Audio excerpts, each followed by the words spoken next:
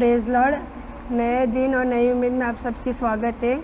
चलो लेके पढ़ते हैं नीति वचन का पुस्तक 23 चैप्टर 7 का वचन। क्योंकि जैसा वह अपने मन में विचार करता है वैसा वह आप है। वह तुझसे कहता तो है खा पी, परंतु उसका मन तुझसे लगा नहीं। मतलब व्यक्ति के जीवन में विचारों और इरादों से ही वो जी सकता है। इस विषय में पवित्र शास्त्र में कई मार्ग हैं। जैसे कि हम लेके पढ़ते हैं नीति वचन का पुस्तक 12वां अध्याय 5वां वचन। धर्मियों की कल्पनाएं न्याय ही की होती है, परंतु दुष्टों की युक्ति छल की है।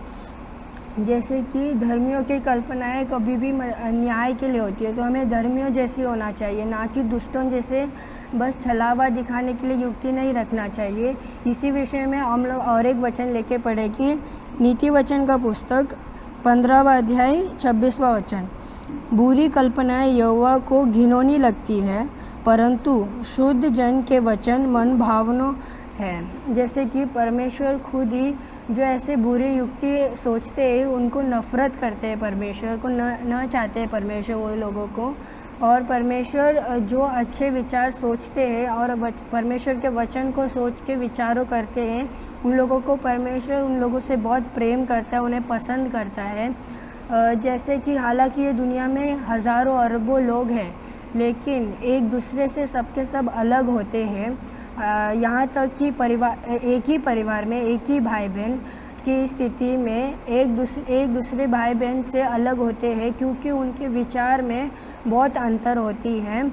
आज कई ऐसे हैं जो अपने विचारों की परवाह किया बिना अपने मतलब कि विचारों को परवाह किए बिना अपने विचार करते ही इरादे रखते हैं।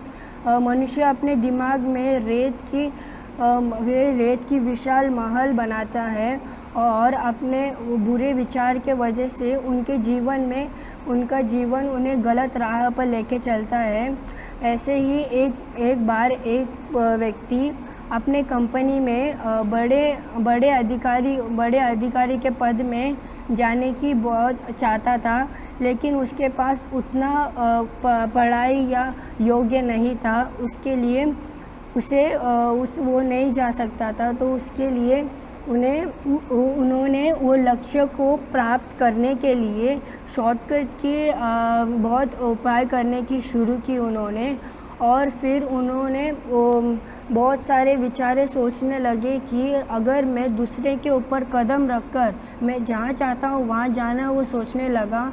और यहाँ तक कि उसने बहुत सारे जादूगरों की मदद लेने शुरू की और अपने कंपनी के बड़े बड़े अधिकारी लोगों के ऊपर जादू करने लगा, लेकिन उसका जादू असफलता रहा, उसको सफल नहीं मिला।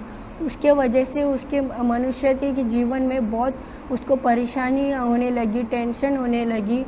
तो उसके वजह से उसके इतने बुरे विचार सोचने के बाद उसे अपने काम भी अपना नौकरी भी उससे लिया गया, उसे नौकरी भी नहीं मिली। इससे हमें ये पता चलता है कि परमेश्वर हमारा बोलना चाहता है कि हमें बुरे युक्ति नहीं सोचने चाहिए। इस विषय में और एक वचन लेके पढ़ते हैं नीति वचन का पुस्तक 14 अध्याय 22वां वचन। जो बुरी युक्ति निकालते हैं क्यों वे भ्रम में नहीं पड़ते, परंतु भली युक्ति निकालने वालों से करुणा और सच्चाई का व्यवहार किया जाता है। जैसे कि हमें बुरे युक्तियाँ निकालनी चाहिए हमारे दिमाग से और हमारे मन से, और हमें अच्छी विचार और हमारे वचन को हमारे अंदर डालना चाहिए ताकि परमेश्वर हमसे प्रेम करे। परमेश्वर भी हमें यही कहना चाहते हैं कि हमारे विचारें बदलने चाहिए, और आपका जिम्मेदारी है कि आपके अंदर ना बुरे विचार चले जाए, वरना आपके आत्मिक जीवन को वो नष्ट कर देगा। चलो हम मिलके प्रार्थना करें। हालेलुया, स्तुति हो परमेश्वर आपने परमेश्वर इन सबको परमेश्वर इकट्ठा करके देखने परमेश्वर आपने सहायता किया, उसके लिए कोटि कोटि धन्यवाद हो परमेश्वर। इनके मन में भी इनके दिमाग में भी जो भी विचार चल रहा हो परमेश्वर, वो बुरे विचार को परमेश्वर आप नष्ट करके परमेश्वर ने अच्छे विचार परमेश्वर ने दीजिए परमेश्वर।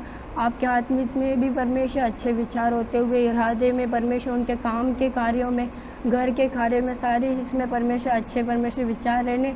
आप सहायता मदद करके अनुग्रह कीजिए परमेश्वर। ये दिन परमेश्वर ने अच्छे तरीके से जाने, आप सहायता मदद करके अनुग्रह कीजिए। आगे का दिनों को आप आपके हाथ में सौंपते। छोटी सी प्रार्थना सुन ले मेरे प्यारे पिता, आमीन।